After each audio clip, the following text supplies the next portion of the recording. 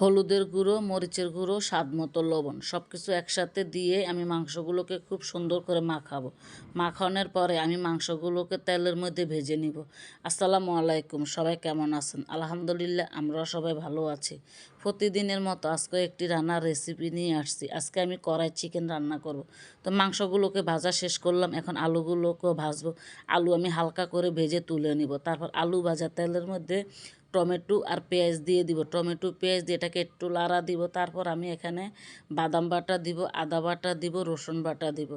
তারপর এখানে আমি স্বাদ মতো লবণ দিয়ে দিব। স্বাদ মতো লবণ দেওয়ার পরে হলুদের গুঁড়ো দিব, মরিচের গুঁড়ো দিব। আমি এখানে মরিচের গুঁড়ো 2 চামচ দিব, যেন আমার কড়াই চিকেন একটু ঝাল ঝাল হয়, খেতে যেন ভালো লাগে। তারপরে জিরার গুঁড়া, ধনিয়ার গুঁড়া দিয়ে দিব। দিয়ে আমি এটাকে একটু লাড়া দিব।